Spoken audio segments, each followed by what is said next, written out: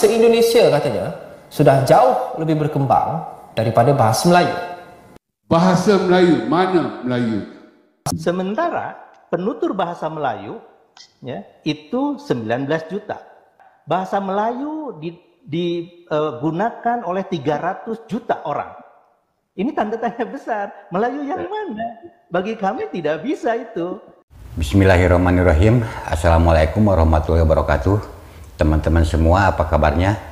Harapan saya tentunya semoga hari ini dan seterusnya teman-teman semua selalu ada dalam lindungan Yang Maha Kuasa, diberi kesehatan, dilancarkan rezeki, serta digampangkan dalam segala hal urusan. Amin.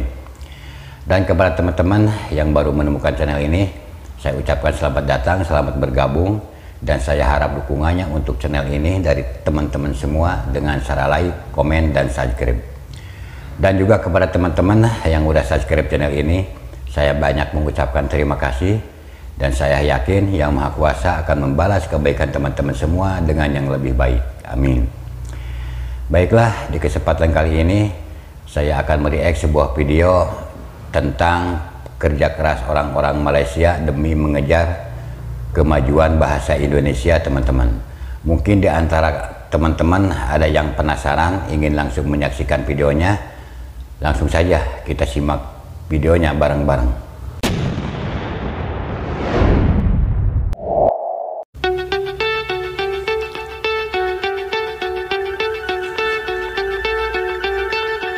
Kopi dulu, teman-teman. Rupanya sampai sekarang Malaysia belum terima kalau bahasa Indonesia jadi bahasa resmi di UNESCO. Sehingga mereka masih ngotot mengklaim bahwa bahasa Indonesia itu bahasa Melayu. Tentu saja hal ini bikin orang Indonesia tak terima. Saat ini bahasa Indonesia sudah diterima secara resmi di badan dunia seperti UNESCO. Dan juga perkembangan bahasa Indonesia di kawasan global. Ini menunjukkan tren sangat positif karena diterima oleh berbagai macam penduduk dunia. Bagaimana jika dibandingkan dengan perkembangan bahasa Melayu di Malaysia? Sementara mereka masih kebingungan dalam meramu bahasa apa yang akan digunakan untuk merangkul semua komponen rakyat Malaysia. Seperti yang kita ketahui, sekarang di Malaysia masih terdapat penduduknya yang kebingungan dalam menggunakan bahasa. Para stakeholder dan para profesor di sana juga masih kebingungan dalam menentukan bahasa kebangsaannya, karena tidak ada bahasa yang mampu berkembang dan menjadi instrumen pemersatu bangsa di Malaysia. Mereka mengatakan bahwa bahasa Melayu adalah bahasa kebangsaan mereka, tapi di kehidupan nyata, mereka masih terpencar-pencar dalam menggunakan bahasa sebagai alat komunikasi di dalam negerinya. Dari sini sudah jelas, ternyata tidak semua rakyat Malaysia mampu menggunakan bahasa Melayu dengan baik dan benar. Bahkan masih banyak sekali orang-orang dari golongan kaum Melayu yang hanya mampu berbahasa rojak atau campuran. Tapi tidak mampu berbahasa standar Melayu baku, itu dari kelompok Melayu. Lantas bagaimana dengan kelompok Tamil, dan juga kelompok Cina? Jangankan bisa berbahasa Melayu, mereka mengenalnya juga tidak terhadap bahasa Melayu. Mereka lebih gemar atau lebih bangga menggunakan bahasa sesuai kaumnya masing-masing. Berbeda jauh dengan Indonesia yang semua kaumnya menyukai bahasa Indonesia. Di Malaysia mereka yang berkaum Tamil, menggunakan bahasa Tamil, yang India lebih suka menggunakan bahasa Hindi, yang dari Arab lebih suka menggunakan bahasa Arab, yang Cina lebih suka menggunakan bahasa Mandarin. Sehingga perkembangan dan polarisasi dalam hubungan sosial di Malaysia masih terpecah belah, tidak bersatu dan tidak membentuk satu kesatuan di dalam penggunaan bahasa kebangsaan. Namun anehnya dari keadaan seperti ini, para cendekiawan di Malaysia seperti profesor, politikus dan lain sebagainya, kerap sekali mengagung-agungkan bahasa Melayu dan mengusik bahasa Indonesia. Mereka mengatakan bahwa bahasa Indonesia adalah sebagai bahasa Melayu. Itulah cara Malaysia mendidik mereka dalam menggulingkan atau memutarbalikkan posisi bahasa Indonesia sekarang ini. Agar seperti menjadi apa yang disesuaikan dengan pikiran dan keinginan mereka. Lihat saja progres dan perkembangan bahasa Indonesia, apabila dibandingkan dengan progres bahasa Melayu Malaysia. Memang sangat jauh sekali perbedaannya. Lihat saja seperti yang ada di video ini. Bagaimana Profesor Teong Kok Song dalam memberikan pemahamannya atau dalam memberikan argumentasi, mereka masih kebingungan antara bahasa Melayu atau bahasa Inggris yang harus dimartabatkan di negaranya. Memang, dalam penuturan lisannya, profesor ini lebih moderat ketimbang profesor-profesor lain. seperti Profesor Awang Sarian, Abdul Muati, dan yang lainnya. Namun tetap saja terlihat jelas bahwa profesor-profesor lain seperti Profesor Awang Sarian, Abdul Muati dan lain sebagainya, tapi tetap saja terlihat jelas bagaimana susah dan kebingungannya mereka dalam memartabatkan bahasa nasional mereka. Mereka akan memartabatkan bahasa Melayu Malaysia, namun pada real dan kesehariannya mereka lebih gemar menggunakan bahasa Inggris. Nah sahabat-sahabat setia channel ini, berikut adalah cuplikan videonya. Perkembangan bahasa Indonesia disifatkan berbeza dengan bahasa Melayu di Malaysia. Ketua Badan Pengembangan dan Pembinaan Bahasa Kementerian Pendidikan, Kebudayaan, Riset dan Teknologi Indonesia, Profesor Aminuddin Aziz menjelaskan bahasa Indonesia katanya sudah jauh lebih berkembang daripada bahasa Melayu. Jadi nak memartabatkan bahasa Melayu ni macam mana? Banyak cara lah. Bagi saya merupakan jihad peribadi saya. Jadi ustaz lah, jihad. Saya semenjak dahulu lagi, sudah lama, dan saya cuba menulis lah untuk, tapi tak siap-siap pun lah. Saya berjuang dalam kita berbahasa Melayu ni, seboleh-bolehnya kita berikhtiar untuk menggunakan kata-kata asli atau asal bahasa Melayu. Tadi saya dengar Datuk ke satu majlis flag off. Apa benda ni? Tak ada ke perkataan Melayu untuk flag off? Takkan bendera angkat? Tak ada lah. Tapi apa makna flag off? Perasmian, bukan? Perasmian satu majlis ataupun nak memulakan satu majlis. Jadi saya, jihad saya lah, dan saya nak berkongsi satu kisah benar. Beberapa tahun yang lepas saya diminta oleh seorang Menteri Melayu menyediakan ucapan bagi beliau. Ya, saya buat. Dan saya bagi 3 contoh saya. Saya pegang pada prinsip jihad saya. Gunakan perkataan Melayu seboleh-boleh. Saya guna perkataan cendekiawan untuk merujuk pada orang pandai. Menteri tak nak. Menteri tukar dengan intelektual.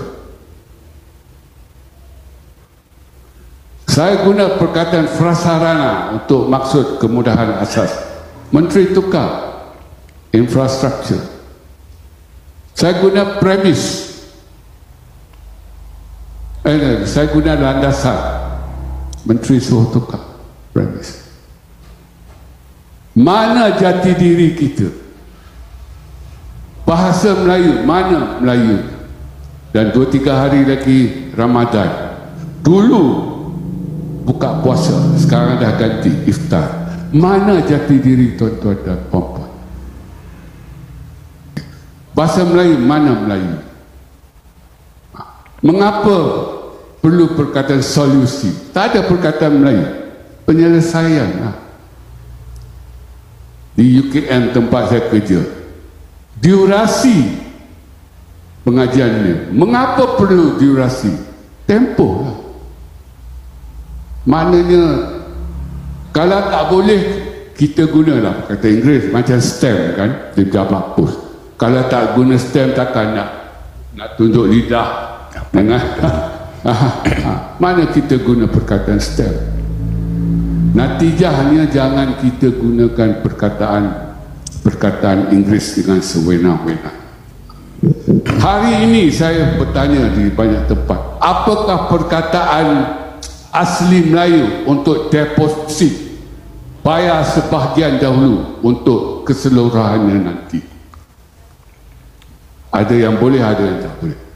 Ada orang kata cagaran. Cagaran tu jaminan. Cengkerang. Ada orang tak tahu dah.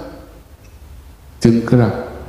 Jadi itulah cara kita memartabatkan bahasa Melayu. Gunakan perkataan asli. Kita cari, kita ikhtiar. Dan hari ini kita cakap tentang penyakit.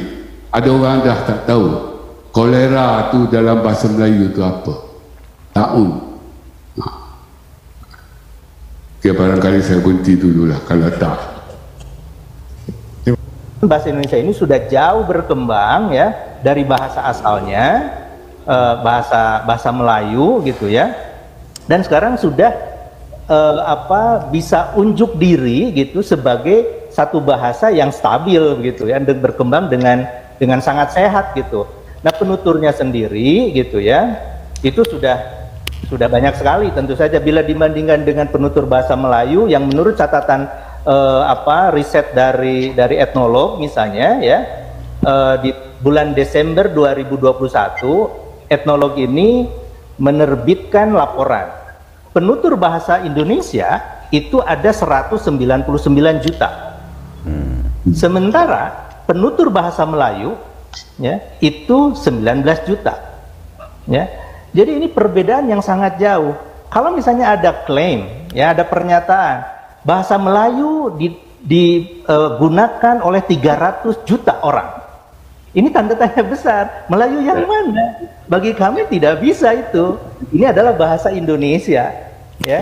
Gitu. Yang mungkin penduduk Indonesia katakanlah 278 juta, katakanlah 220 jutanya atau 200 jutanya bertutur bahasa Indonesia. Mungkin sisanya ya boleh bahasa Melayu yang ada di Malaysia. Tapi jumlahnya juga kan penduduk Malaysia mungkin tidak sepertiga penduduk Indonesia gitu kan ya. Nah, itulah tadi videonya. Pantas saja orang Indonesia tak suka jika bahasa Indonesia dibilang bahasa Melayu. Karena admin sendiri orang Indonesia tidak paham bahasa Melayu. Seandainya bahasa Indonesia bahasa Melayu, seperti yang dikatakan tetangga kita sendiri mesti bisa dan lancar berbahasa Melayu. Kenyataannya orang Indonesia banyak yang tidak tahu bahasa Melayu. Jadi jelas, bahasa Indonesia bukan bahasa Melayu. Nah, menurut teman-teman bagaimana? Jika kalian ada pendapat lain tentang isi video ini, silahkan tulis di kolom komentar. Sekian dan terima kasih. Jangan lupa dukung channel ini dengan cara like, komen, dan subscribe. Subscribe teman-teman. Nah, itulah tadi videonya teman-teman. Malaysia itu dari dulu sampai sekarang kekeh tidak terima kalau bahasa Indonesia itu diterima di UNESCO teman-teman. Nah, itu akibat dari apa teman-teman? Itu akibat dari mereka itu merasa lebih maju dan lebih kaya daripada Indonesia, yang akhirnya begitu teman-teman. Makanya buat teman-teman semua, janganlah merasa diri kita itu paling wah di antara orang-orang lain begitu. Karena akhirnya seperti mereka itu hidupnya seperti dalam mimpi begitu teman-teman. Setiap ada negara maju, mereka itu selalu tidak terima karena beranggapan dirinya itu lebih maju begitu teman-teman. Tidak melihat keadaan yang sekarang ini begitu. Nah, buat teman-teman semua bagaimana tentang isi video tersebut? Silahkan tinggalkan pesan di kolom komentar ya. Dari saya dicukupkan sampai di sini dulu. Semoga kita berjumpa lagi di video yang akan datang. Wassalamualaikum warahmatullahi wabarakatuh.